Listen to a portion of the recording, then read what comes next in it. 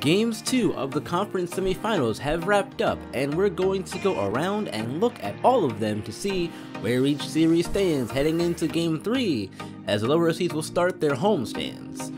Who has the advantage and who has work to do? Let's find out. We're going to start in the Valiant with the Monarchs and Battlehawks. The Battlehawks won the first game 11-5 behind a huge offensive day, and they're looking to keep the bats hot as Summer Starling faces off with the former Mighty pitcher, Arsenio Barrett. Summer starts off in trouble, walking both Byron Baxter and Roman Claymore to begin the game. Not what you want to see if you're a Battlehawks fan, but she's been bumped down to the number 2 role in the rotation with the rise of Phoebe Epps to the ace spot. So runners on first and second. Clarissa Covington hits a ball deep into center, but it dies at the wall for the first out as Baxter tags up to third. Starling then gets the second out of the inning, striking out Allegra St. Clair with the heat at 100 miles per hour for out number 2. Wesley Pennington breaks his bat on the inside pitch. It's a slow roll to short. Bolton barehands it and fires to first, and Pennington is out. Battlehawks avoid giving up a run in their half of the first. Battlehawks on offense, and Kai Zitkawa starts by hitting a ball into left for a leadoff single. She then gets a second on a pass ball as it gets away behind the plate, and Robin Reed moves it to third on a ground ball to the catcher. So Feather Guerrero comes up with a RBI chance. Barrett strikes her out looking, and that's big as she's the second out, so it's former Justice right fielder Jacob Fair's turn, and he's locked in at the plate. Fair draws a walk to bring up Adeline Swan, who had 3 RBIs in Game 1. Swan hits a line drive to center, and Baxter ranges back to make the catch as both teams fail to score in the first inning. Top of the third, and Roman Claymore's second at bat is better than his first. This time he puts the ball into play into left. Guerrero slides but fails to make the catch, and the ball rolls to the wall. Roman slides into third, safe with a 1-out triple. Clarissa Covington's at the plate, and the 0-1 gets away from Yuhan Peng off his glove. Claymore comes home and slides in safely as the Monarchs score first. Clarissa ends up being Summer's 4th strikeout victim of the game as she looks at the high slider for the second out, and the Monarchs would only get 1 heading into the Battlehawks half of the third. Kai Zitkawa gets on base with the walk to begin their half of the third. After Robin Reed pops out to second, Feather Guerrero digs in for her second at bat. She turns on the inside slider and sends it a long way into the second deck of Lafayette Corner for a 2-run home run. Her first home run of the playoffs puts Battlehawks on top, 2-1. Monarchs turn in the top of the 5th, still down by 1. Starling's got 5 strikeouts and gets number 6, sitting Barrett down to lead off the inning. Byron Baxter slaps a single into center on a hard ground ball that brings up Roman Claymore. Baxter steals second, but it doesn't matter here as Summer continues to roll with her second strikeout of the inning, sitting Roman down as the slider paints the outside black. Byron moves to third as another ball gets away from Peng behind the plate, so Covington's got a better chance to tie the game now. She can't, as once again the Battlehawks avoid giving up a run, with Covington flying out to right to end their half of the 5th. Battlehawks now in their half of the 5th as team captain Robin Reed leads off. Reed hits a grounder to short, Wellington dives, but the ball gets away from her, so Robin reaches safely. Feather Guerrero walks, and that ends Barrett's evening as Sterling Forge takes over. He gets Fair to ground into the 5-4-3 double play to bring up Adeline Swan. Swan can't get the RBI here as she grounds out to Covington at first, so both teams come up empty in the 5th. Allegra St. Clair leads off the top of the 6th for the Monarchs, 0-for-2 on the game. She homered twice in Game 1. She does just that here as she tears this ball into the right center seats for a solo home run that ties the game at 2. What a perfect way to start the inning. Summer does bounce back though, getting her 8th and 9th strikeouts of the game as she gets Calypso Wellington swinging through the outside fastball and Barnaby Belleville III chasing and swinging to end the inning. We're all tied up though at 2. Reno Fulton gets on base with a single up the middle with 1 out in the bottom of the 6th, and now he's the leading runner on for Yuhan Peng, who's having a perfect game batting so far. Peng's perfect day continues as he has the biggest at-bat of the day for his team. He pounds his ball into left and over the wall for a 2-run shot that gives Battlehawks the lead. His second of the playoffs puts them ahead 4-2. Top 9 and the Battlehawks are looking to close this one out, still leading 4-2. Tyreek Talon is on the mound now, and he starts the inning getting Calypso Wellington to fly out to right. Next is Belleville III, and he hits a line drive to first and swans there for the 2nd out. Rufus McCormick is the last opportunity in Game 2 for the Monarchs, and he reaches as he singles into right. This brings up Lydia McIntyre pinch hitting for pitcher Willoughby Paxton as a tying run. McIntyre hits a ground ball to Fulton at short, though the first is in time and the Battlehawks win a low-scoring game 4-2 and go up 2-0 as the series shifts to Founders Field for potentially 3 games. The 3 stars of the game are Yuhan Peng, Feather Guerrero, and Summer Starling. We're going down to the desert now for Game 2 of the Widows and Pythons series. Nova Pena starts for the Pythons, and last time she faced our Widows were held to just 1 run, so they're looking to do better this time around. Yao Ling gets into the hit column in her first at-bat of the game as she singles into right, and we know how her speed plays a factor once she's on base. Ling shows her wheels as she steals second. The Widows have been more aggressive in that regard since the playoffs started. Chloe Nightingale moves Yao to third on a perfectly hit ball to second as Chloe's retired for out number 1. After Lilith Nightingale flies out to right, up comes Crush Gonzalez with 2 outs and a hot bat.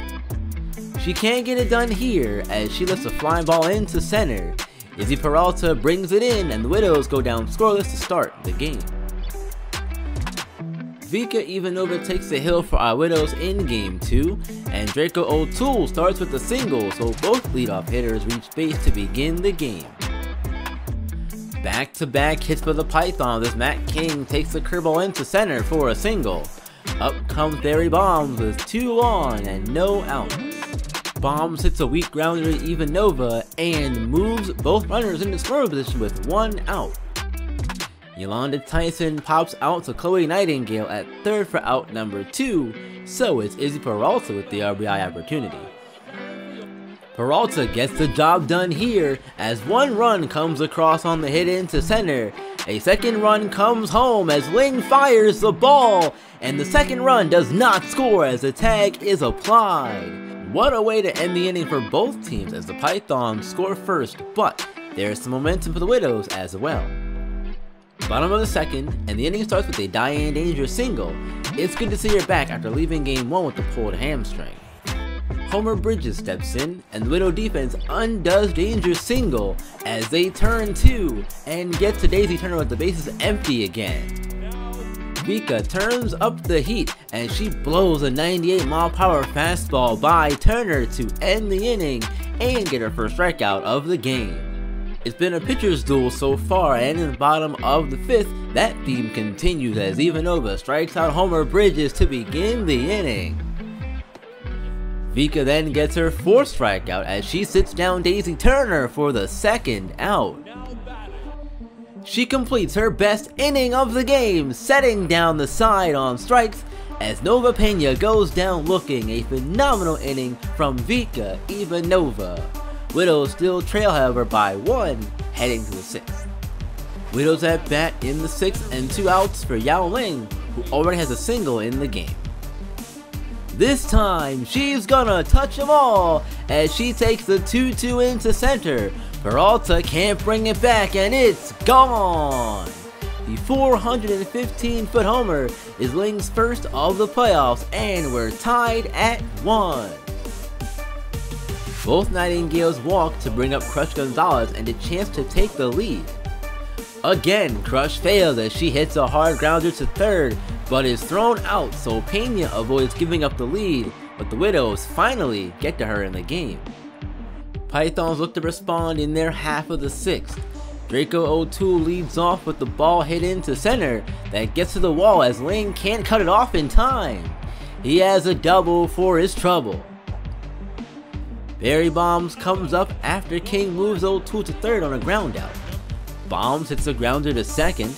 He's out on the throw to first, but the runner scores from third and the Pythons take the lead back. Ivanova ends the inning striking out Yolanda Tyson that gives her 6th on the day. We've got a battle brewing in this one. Rose Davenport steps in to lead off the 7th for our Widows. She's not hitless anymore as she sends the second pitch of her at-bat into center and over the wall for a solo home run. The home run gives Davenport 4 RBIs in the playoffs and ties the game again, this time at 2.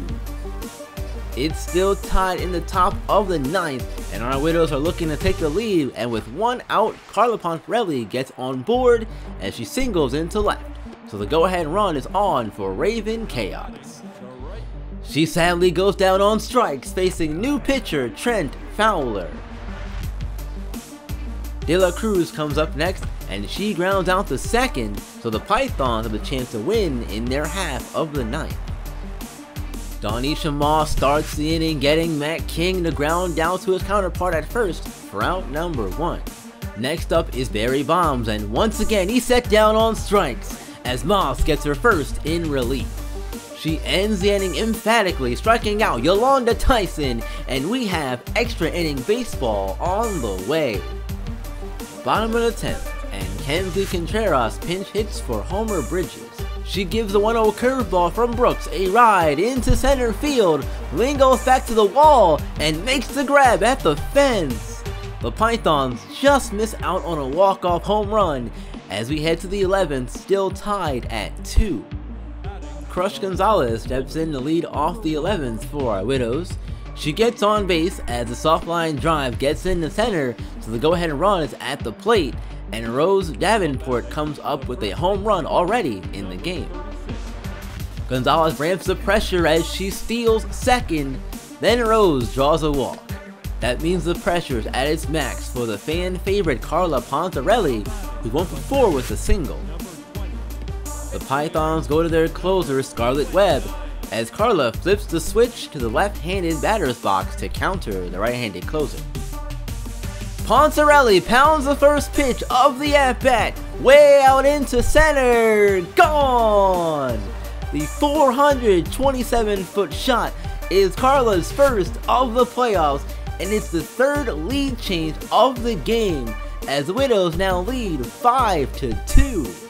Jane Sappho comes in to try and save the game for the Widows in the bottom of the 11th. Her fortune starts strong as she hits Daisy Turner to ground out to Barbara Dixon at third for the first out. Lamar Cannon comes in to pinch hit for the pitcher's spot. He pops out to Sappho on the mound, chasing the high pitch, so the Widows are 1 out away from going up 2-0 in the series. Jane shuts the door as she gets O'Toole to pop out to Davenport at first, and our Widows win 5-2 in 11 innings to go up 2-0 on the Pythons as they look forward to their home games in the series. The 3 stars of this one are Yao Ling, Carla Pontarelli, and Vika Ivanova. Let's head on over to the Monument side of things here and start with Game 2 between the Sirens and Nightmare. In Game 1, the Nightmare had it easy, winning 11-2. Will Iggy Havoc have an easy time thanks to his offense? Let's find out. Kaori Komuro leads off for the Sirens, and she gets a single up the middle off Havoc to begin the game. Next up is catcher Chise Muto, and she hits a grounder back to the mound. Komuro's out at second, and Muto reaches on the fielder's choice. Muto then steals second to put herself in scoring position for Kaoru Koshikawa. Koshikawa goes down on strike, swinging through the high curveball for out number 2 as Iggy gets his first strikeout of the game. Kaneko Kawada can't get Muto home thanks to a great diving play by DJ Dawkins at first, so no run for the Sirens to begin the game. Kiwi Lightning starts the Nightmare half of the first with the single as she is so quick down the line, beating the throw from Nakamura at short. The hit and run works like a charm here as Armstrong hits the ball into the vacant spot at short and the ball rolls to the wall. Kiwi is able to score from first, so the Nightmare have the early lead. Bottom of the second and the bases are loaded with 1 out for Kiwi Lightning. She lifts the pitch into center. Kawada makes the catch for the second out, and the throw to third is in time! Double play to keep the Nightmare lead at 1. Bottom 3, and Hail Bara Bara steps in with 1 out. She drills the 1-2 into right field and it's hooking! It hits the foul pole, so that's a solo shot for Hail Bara Bara. The home run is her first of the playoffs and it extends the Nightmare lead to 2. Chisei Muto leads off the top of the Siren 4th, hitting a line drive over the head of Dawkins at first and into right field to the wall. Chisei's first hit of the game is a double as she slides in safely. Koshikawa comes behind Muto and hits a grounder to third. Kiwi makes the diving stop and the throw to first is not in time, so the Sirens have 2 on with no outs. With 1 out, Mitsuha Miyamizu hits a tapper in front of the plate. She's out at first, but now the Sirens have runners in scoring position and Ayuri Terada stepping in. Terada hits the fly ball into center, and Chip Lightning makes the catch as the Nightmare hold. Bottom of the 5th, and Tank Hankeris has a hankering for fastballs as he lines the 1-2 into left center, and it just gets over the wall. Home run! The Nightmare's second of the day, and it gives them a 3-0 lead now. Top of the 6th with 2 outs, Kaneko Kawada looks to get her team on the board. She pelts this ball into right center and gone! Kawada gets the goose egg off the board for the Sirens and it turns into 1 with her solo shot. That's her first of the playoffs and now the Nightmare lead is cut to 2. With 1 out in the bottom of the 6th, Chip Lightning works a 4-pitch walk to get on base. Tanimoto's day is done as Kasumi Onaga comes in to pitch. Dawkins is the first batter for Onaga, and the Sirens almost turn 2, getting the lead runner, but DJ is able to beat the throw as Kaiba can't scoop it at first, so Hunter Wild steps in with 2 outs. Wild's hard hit ball gets into center, and Kawada's throw to third can't be caught cleanly, so runners on the corners as Luis Rodriguez has a chance to get the run back. Louis does it as the ground ball gets past the second baseman and the 4th Nightmare run scores as they push the lead to 3 again, heading to the 7th. Kaoru Koshikawa steps in with 2 outs in the Siren 7th and a runner on first. The 2-1 from Foster skips off the glove of Hankeris behind the plate and the runner moves up 90 feet to second. Koshikawa sends this ball into left. It gets down and the throw home is cut off, so the Sirens have once again got the lead down to 2. Kaneko Kawada is the tying run. They try a hit and run, but Kawada can't make contact and Koshikawa is thrown out at second to end the inning. Top of the 9th and the Sirens are trying to end this game. Kawada leads off and blasts this ball deep into center and to the wall. Chip has to run a long way, but is able to run down the ball for out number 1. Miyamizu's the second batter, and she also drives this one to center. Lightning is there just before the warning track for the second out, so the last chance for the Sirens is Ayuri Terada. Ayuri hits a grounder to second, and the throw gets her at first, so the Nightmare win in a low-scoring contest this time, 4-2. The win gives them a 2-0 series lead as they'll go to Japan looking to wrap the series up with 2 more wins. The 3 stars are all Nightmare, Hail Bara Bara, Tank Hankeris, and Iggy Havoc. And now on to our final game as we wrap up the day with the Tigers and Swordfish. Swordfish cruised the victory in game 1, 16-1, and Swordfish fans were hyped after the big win. Do the good fortunes continue in game 2? The Tiger half of the first starts with a bang, as while the fans are still settling into their seats, Chun So-yu takes the Misty Rainy fastball into right field, but Gerald Arroyo is there to make the catch for out number 1. Ji Wo-yoon is up next, and she walks on 4 straight pitches. CT Villanueva has his bat silenced here, as he hits a ground ball right to Misty on the mound, and the Swordfish turn the double play and end the Tiger half of the first. Swordfish's turn now, and Leilani does what Chun So-yu couldn't and leads off the game with a huge bomb of a home run. It almost hits the scoreboard in left, and just like that, the Swordfish lead. Siwoo Boo steps in for the Tigers after 2 straight walks from Rainey to begin the top of the second. Boo lifts a fly ball to right. Arroyo makes the out and throws to third, but Longstroke can't glove it. Sol-Ra Chon digs in, and 1 steals second, so both runners are in scoring position now. Chon lines ball up the middle, it hits Rainey, and the runner from third scores to tie the game. Rainey leaves in extreme pain, and Lear Murphy has to take over to face Tae Choi. Choi welcomes Murphy to the ball game by taking his 0-1 pitch and depositing it into the Tiger bullpen for a 3-run home run. It's his first of the playoffs, and he gives his Tigers a 4-1 lead. Rina Chu goes back-to-back with Choi, and she creams this ball into left center for a home run of her own. First at-bat of the day gives her her first home run of the playoffs, and extends the Tiger lead to 5-1. Top 5 and Mi-hong Lee gets the first hit of the inning, driving this one into left center. It hits off the top of the wall, and Lee's got a 1-out double. Fast forward now 2 outs in the inning, and Siwoo Boo is up. He walks as Lee steals third safely to bring up Sol-Ra Chon, who already has an RBI single. Chon doesn't even have to swing the bat here, as the wild pitch from Valdez gives the Tigers a run as Lee comes home from third and Boo moves up to second. Chon walks to put runners on first and second still with 2 outs. Tae Choi draws a walk in his at-bat, so 3 walks in the inning for Valdez. This one loads the bases for Rina Chu. Chu hits a ground ball to Gonzalez at short, and Chu's out. The Tigers come away with 1 in their half of the 5th. Azrael Campbell leads off the bottom of the 5th, and he smacks the ball up the middle. Unfortunately, Wu gets hit by it, and Campbell is safe at first. Wu exits as Ha-Jun Chong takes over on the bump.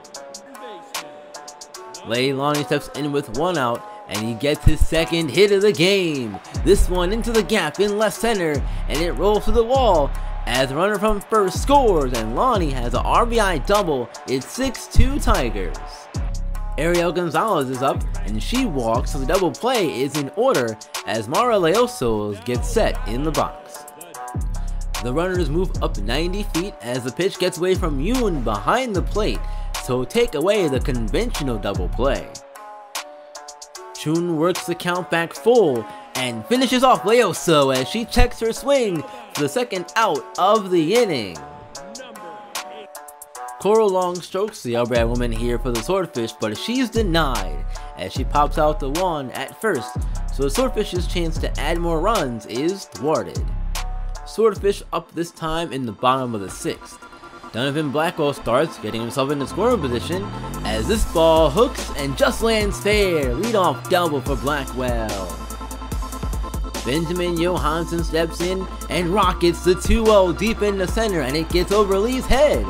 Cutoff throw is just late, and the RBI double makes it 6-3 Tigers. Chong's day is done after that, and after a ground out to first, Azrael Campbell's back up with a runner on third. He hits a grounder to first. Tam throws him out, but the run does score as the Tiger lead has been cut to 2. It's 6-4. Tam ends the inning getting Arroyo to look at the slider for a strikeout. Tigers have a slim 2-run lead heading to the 7th. The Swordfish have the bases loaded and Tigers have a new pitcher as Chang Min-oh comes in to face Coral Longstroke. Oh gets the first out of the inning as Longstroke pops out to Yoon behind the plate. Donovan Blackwell's turn and he's set down on strikes, so the Tigers are 1 out away from getting out of the jam. Oh gets the final out as Johansson grounds out to Boo at second.